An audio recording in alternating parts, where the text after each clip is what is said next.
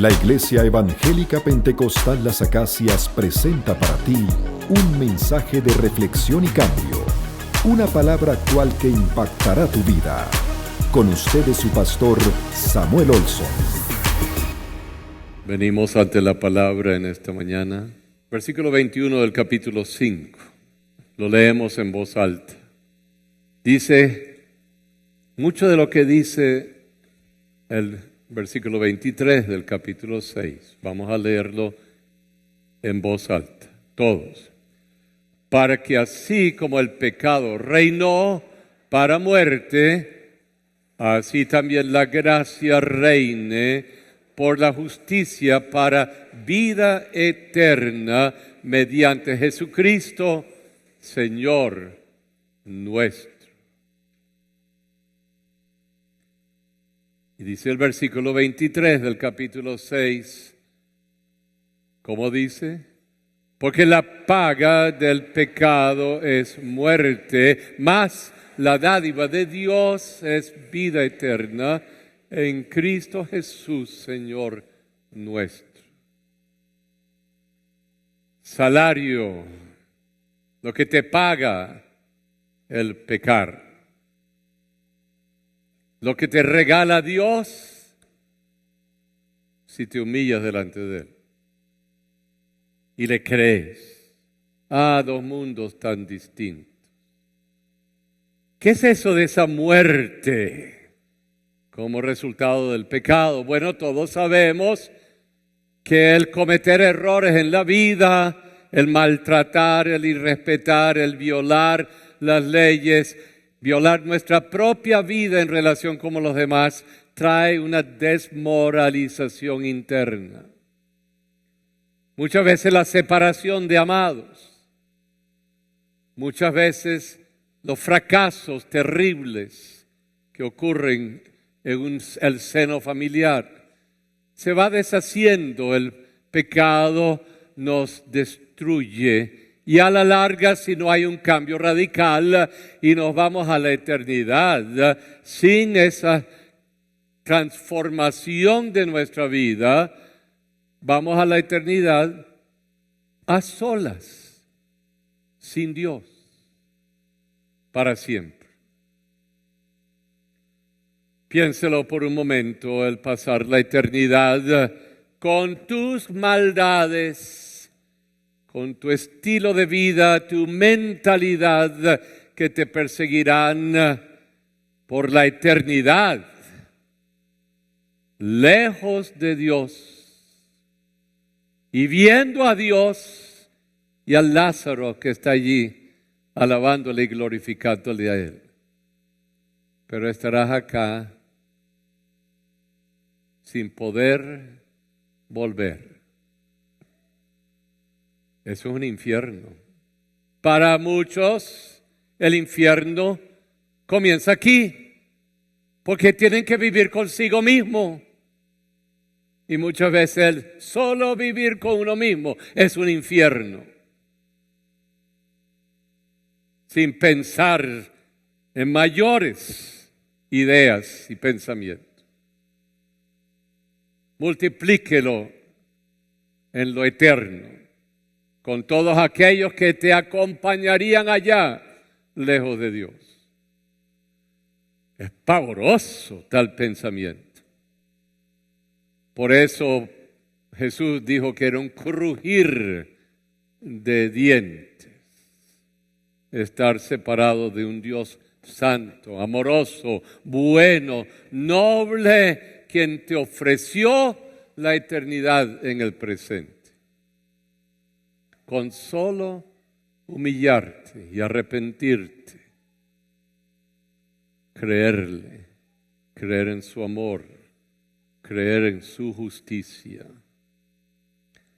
La paga del pecado es más. La dádiva de Dios es vida eterna que empieza ahora. Eres justificado delante de Dios, libre de condenación.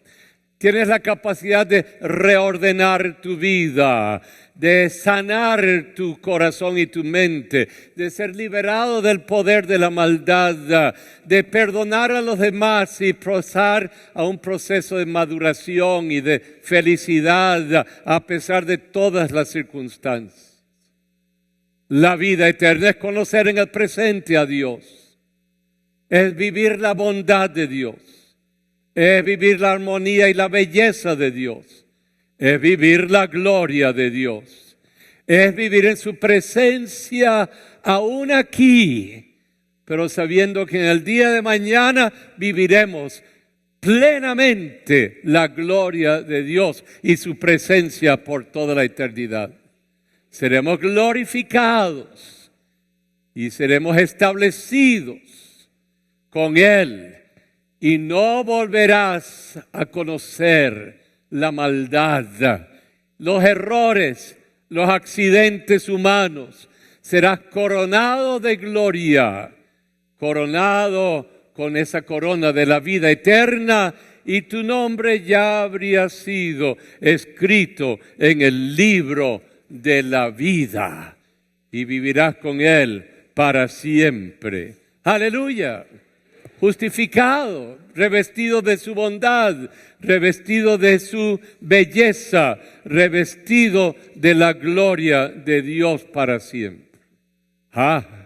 Podríamos expandir y expandir y expandir, ser lleno del Espíritu Santo, ser lleno de su gracia en el presente y vivir y reinar con Él por los siglos de los siglos. A eso vino Jesús. Hebreos 2, el versículo 10.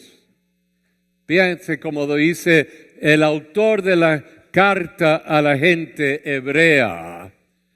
Lo leen conmigo en voz alta. Porque convenía a aquel, Cristo, por cuya causa son todas las cosas, y por quien todas las cosas subsisten, que habiendo que de llevar muchos hijos a la gloria, fuera perfeccionado por aflicciones, ese autor de nuestra salvación. Aleluya.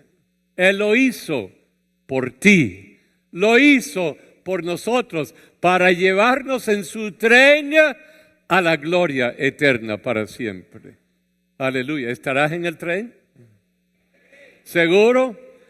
¿Morarás en su gloria eternamente como están allí otros a quienes hemos amado y que ya están allí fuera de todo esto, alabándole y glorificándole a Él para siempre y reinando con Él por toda la eternidad?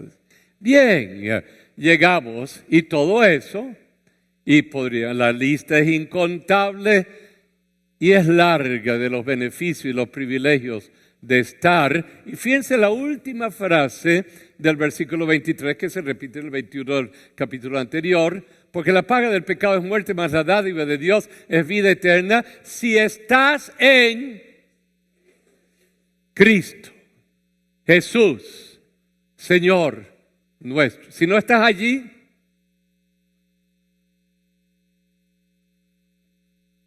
bueno, alguien dirá, yo no creo en nada de eso. Bueno, está bien. Has hecho tu camino. Pero la promesa y la bondad y la increíble expresión del amor de Dios es que si estás en Cristo Jesús, vivirás aquí una vida nueva, las cosas viejas van pasando y vivirás la eternidad con Él para siempre. Aleluya. Alabamos al Señor por eso. Capítulo 7, versículos 1 al 4. Y yo sé que solo un milagro me llevará al versículo 4. Pero yo creo en milagros. Vamos a ver. Empezamos el capítulo 7. Aquí está la transición. Pablo empieza a introducirnos en la problemática del cristiano que vive esta vida en este cuerpo, que vive en Cristo y que la ley del Espíritu de Dios ahora mora en él. Pero hay esa lucha y Pablo nos va a llevar a lo largo del capítulo 7 hasta llegar a ese increíble verso con que empieza el capítulo 8. No hay condenación para los que están en Cristo Jesús. Alabado sea el Señor. Vamos a llegar allá. No hay condenación porque es la ley la que te condena. Pero ya no estás bajo la ley, moriste a la ley. Ahora vives para Cristo y el poder del Espíritu mora en ti. Hay gracia, hay perdón, hay la capacidad de empezar de nuevo. Hay el poder del Señor que nos lleva a vivir la vida en Cristo bajo la ley del Espíritu. Pero vengamos, vamos a empezar el capítulo 7, versículo 1. Todos en voz alta los 4 versículos, por favor. ¿Acaso ignoráis, hermanos? Pues hablo con los que conocen la ley, que la ley se enseñorea del hombre entre tanto que éste vive. Versículo 3. Porque ¿qué? La mujer casada está sujeta por la ley al marido mientras éste vive. Pero si el marido muere, ella queda libre de la ley del marido. Así que si en vida del marido se uniere, solamente del marido, porque no tiene que ver que si en la vida de la esposa, ahí es donde yo creo que Pablo no lo balancea muy bien. Si en vida del marido se uniere ¿qué? A otro varón, será llamado, tampoco me gusta esta palabra porque estigma, será llamada ¿qué? Pero si su marido muriere, es que libre de esa ley, de tal manera que si se uniese a otro marido, no será que adúltera. Así también vosotros, hermanos míos, vamos, habéis muerto a la ley mediante el cuerpo de Cristo para que seáis novia de otro marido. Para que te cases con otro marido, Cristo, porque la iglesia es la novia y usted es parte de la iglesia, usted se casa con otro marido que es Jesús, del que resucitó, ¿qué? De los muertos, a fin de que, ¿qué? Llevemos fruto para Dios. Muy bien. Empecemos. Versículo 1. ¿Acaso ustedes ignoran que la ley se enseñorea del hombre entre tanto que éste vive? Pablo está diciendo que sus lectores, judíos y gentiles, todos conocían la ley. Porque si estaban en una iglesia cristiana formada por los predicadores de ese tiempo, fuesen judíos, fuesen cristianos, ya habían conocido la ley del Antiguo Testamento. Porque habían estado en sinagogas acercándose y le predican de Cristo, están en Cristo, conocen la ley. Así que eran responsables por lo que entendían y conocían.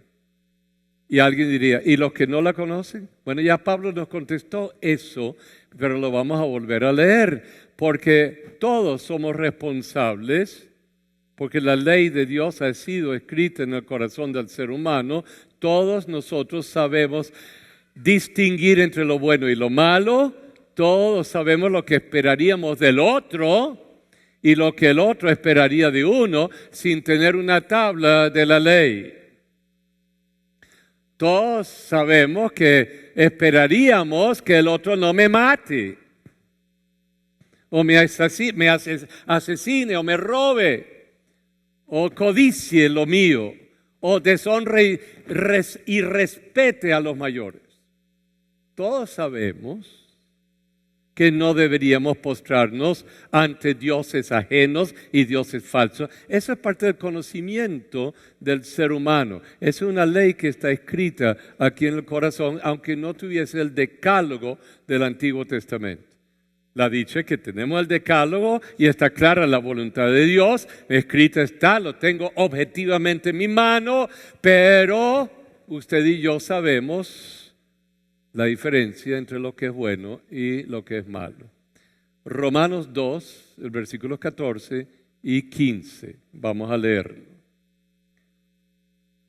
Todos en voz alta, porque cuando los gentiles que no tienen ley hacen por naturaleza lo que es de la ley, esto que, aunque no tengan ley, son ley para sí mismos, mostrando que la obra de la ley y escrita en su corazón, dando que testimonio su conciencia y acusándoles o defendiéndoles sus razonamientos.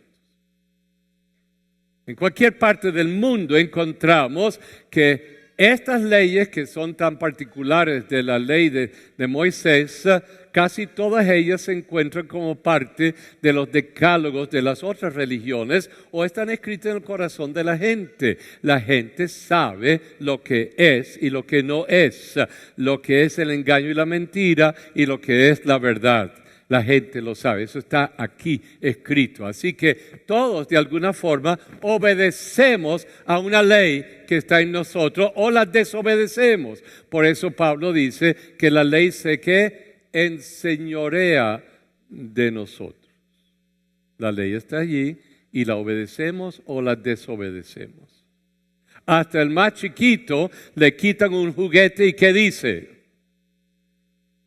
¿Qué dice? ¡Eso es mío! Tú no me lo puedes quitar.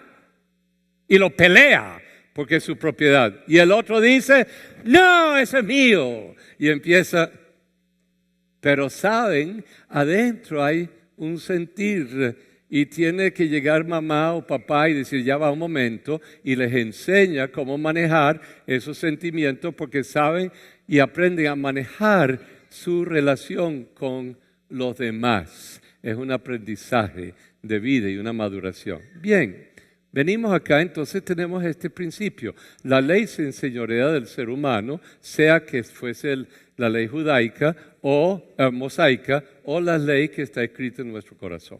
Eso lo entiendo. Ahora bien, Pablo viene a hablarnos acerca del hecho de que el ser humano puede vivir bajo la ley o puede vivir en Cristo. Si vivo bajo la ley, tengo que ver en qué forma es que vivo bajo la ley. Puedo vivir bajo la ley que me condena, y la ley para muchos les condena. Para el que está en Cristo ya no les condena porque ha sido justificado delante de Dios, ha sido perdonado de su pecado, pero el que vive bajo la ley sabe que tiene que responder a la ley y descubre que la ley, aunque exige, vamos a llamarlo así, la perfección, la ley nunca me salva porque yo nunca seré perfecto. Solo aquel que viviría a cabalidad la ley, en obediencia a la ley, podría salvarse. Y el único que lo hizo fue aquel quien vivió a cabalidad la ley, y el fin de la ley era Cristo, para que Él, venciendo el pecado y la muerte, se levantase de entre los muertos, para que nosotros, identificándonos con Él en nuestra debilidad, pero en su poder, somos perdonados de nuestro pecado y ahora vivimos en Cristo, en que nos perdonó, nos salvó y nos hizo de Él, no por algún mérito nuestro, sino porque ahora nos hemos confiado a Él. Pero el que vive bajo la ley tiene que vivir con su realidad. Algunos tratan de evadir el hecho de que han cometido errores. Otros quisieran decir, no me venga con eso, se defienden y no admiten ningún error. Otros hacen énfasis en sus bondades y en lo que han logrado y tratan de minimizar los errores y no quieren que se les recuerde. Otros se deprimen porque no saben qué hacer con el hecho de que se sienten acusados y condenados por la ley.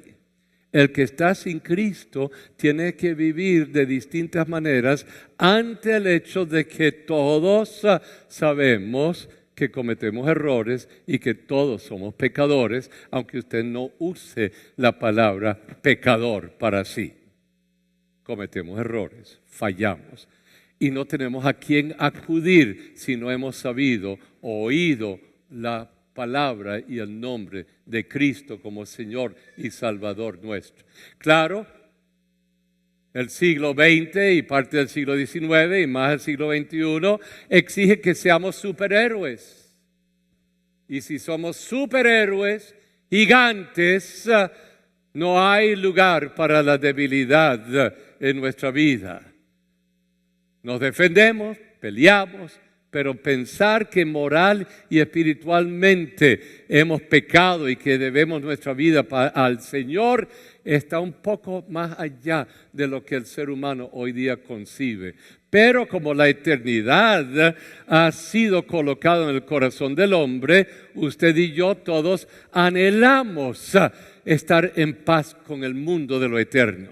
Y buscamos algún tipo de conciliación interna. Buscamos que la angustia del alma creada por la separación de Dios y por la maldad se disipe y que en su lugar haya paz. Eso quiere decir que tengo que encontrar no el señorío de la ley, sino otro señor en mi vida. Tengo que ver a quién le voy a deber mi vida. Tengo que encontrar una respuesta para mi vida interna, mi vida espiritual. Por eso Pablo usa el ejemplo de los que se casan y se espera, casi todos esperan que cuando se casan o se vayan a casar, de que vaya a ser permanente. No se piensa que me caso pero voy a ser infiel. No se piense que voy a dejar o abandonar. ¿No le gustó? El matrimonio, por lo general, se hace con las vísperas de que, como lo hice aquí anoche, un matrimonio, una bella pareja, que yo prometo serte fiel y acompañarte desde hoy y para siempre. Te amaré hasta el fin. ¿Habrán errores cometidos en la pareja en el día de mañana? Sí. ¿Podría haber perdón si hay si son cristianos o tienen temor de Dios? ¿Pueden reconstruir su vida? Sí, claro que sí. Pero la ley no entretiene la idea del adulterio de una relación. No entretiene la idea de que alguien se va a ir de la pareja para adulterar. Pero en Cristo se abre el camino para que se pueda restaurar el hogar o que la persona perdonada pueda comenzar de nuevo. Porque a la larga sabemos que gente se divorcia y vienen con el dolor de su vida ante el Señor para buscar perdón y la capacidad de rehacer su vida y para construir su hogar, un hogar de nuevo, y que las dos partes se puedan perdonar y reconocer, aunque tengan rumbos distintos. Pero volvamos al ejemplo. Tengo que decir todo eso porque alguien diría, ¿no ve? Esto es lo que pasa. Entonces me sacan esos versículos para tirárselo a alguien en la cara y decir, tú eres un adúltero.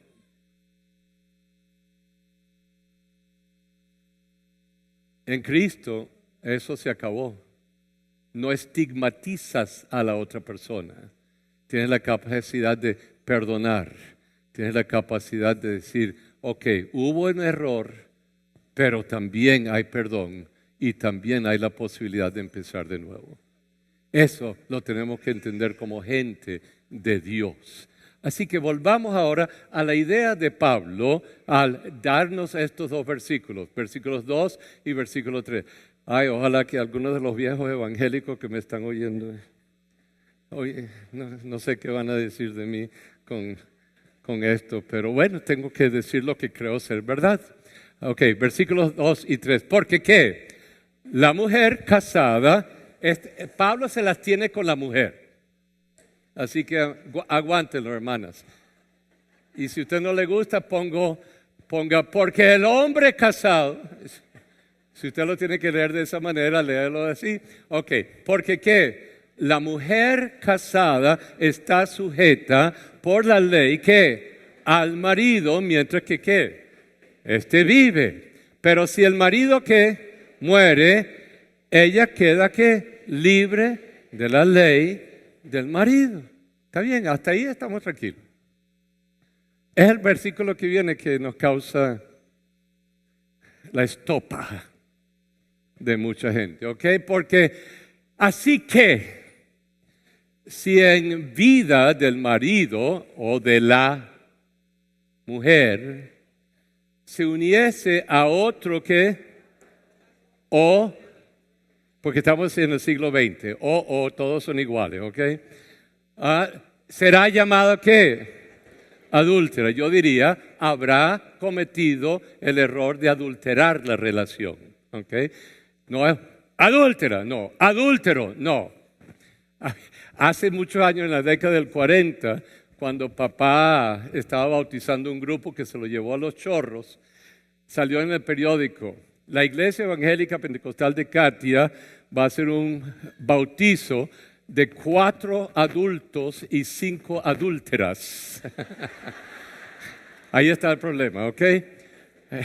Será llamado. Pero si su marido muriere, o al revés, la mujer es libre de esa ley, de tal manera que si se uniese a otro marido o esposa, no será ¿qué? Adúltera. Muy bien. Hay una muerte simplemente tomando el principio de la ley sin expandirlo en todas las cosas que se presentan como preguntas. ¿Cuál es el principio?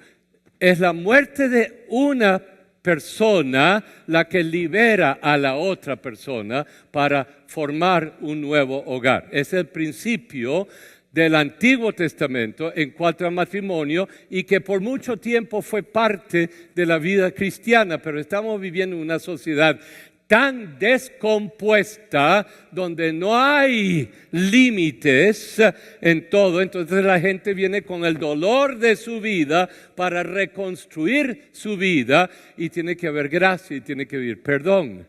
Así que vengamos ahora al versículo 4. Yo no sé cuánto tiempo queda. Así también que vosotros, hermanos míos, que habéis muerto que a la ley mediante que el cuerpo de Cristo. Ahora que estás en Cristo, en el cuerpo de Cristo, eres libre de la condenación que hay bajo la ley. La ley te condena, la ley te acusa, la ley te dice que no eres perfecto, la ley te dice que estás destituido de la gloria de Dios. Pero cuando uno se ha identificado con aquel que no pecó, pero se hizo pecado por nosotros y murió en la cruz en nuestro lugar, y me identifico con Él en su muerte como mi muerte, para que yo pueda con Él levantarme a una vida nueva en Cristo. Ahora soy libre del poder de la ley. Eso no invalida el hecho de que la ley nos guía, nos enseña, nos protege. La ley tiene su lugar en nuestra vida, pero no nos puede salvar. Lo que nos puede salvar es que por la gracia de Dios somos salvos por medio de ¿qué? La fe en la obra redentora de Cristo. Así que me identifico con su muerte, la muerte del cuerpo de Cristo, me identifico con Él para que ahora ya yo no sea enseñoreado por la ley, sino que ahora sea ¿qué? ¿Seáis qué? Tercera línea, ahora soy ¿qué? Dígalo tal cual soy. Soy de otro. Soy de otro. Soy de otro. Soy casado con otro. Soy novia de otro. ¿Y quién es el otro? Cristo. Él es el novio y nosotros somos ¿qué?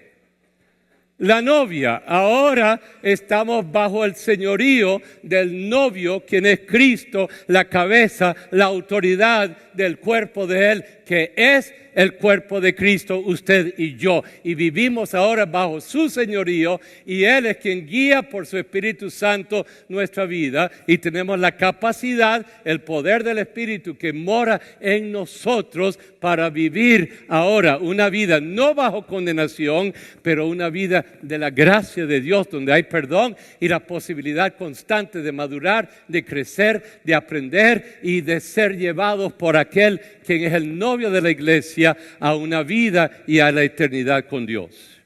Aleluya, aleluya.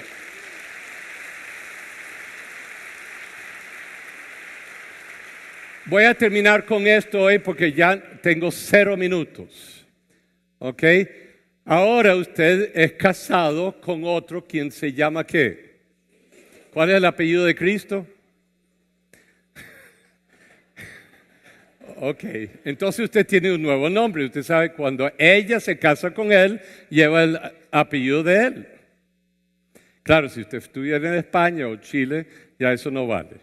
Okay. Son los 2 apellidos y punto. Pero vamos a usarlo a la antigua, ¿ok? Entonces, ¿qué sucede? Gilberto, tú te casas con Cristo y ahora te llamas ¿qué? Gilberto de Cristo.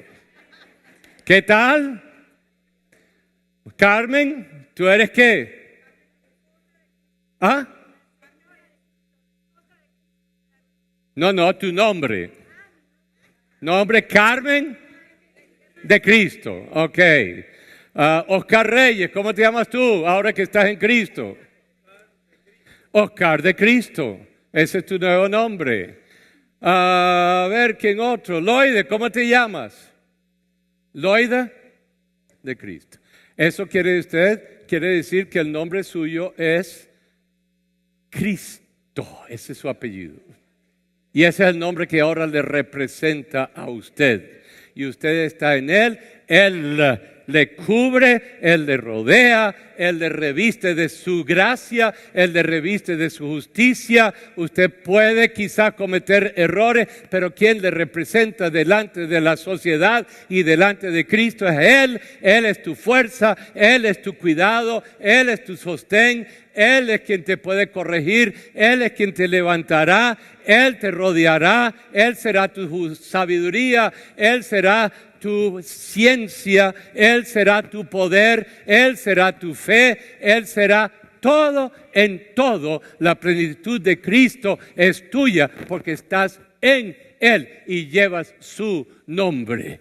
Y en ese nombre hay provisión, en ese nombre hay poder, en ese nombre están los ángeles de Dios que te rodean, en ese nombre hay salvación y vida eterna en Cristo Jesús.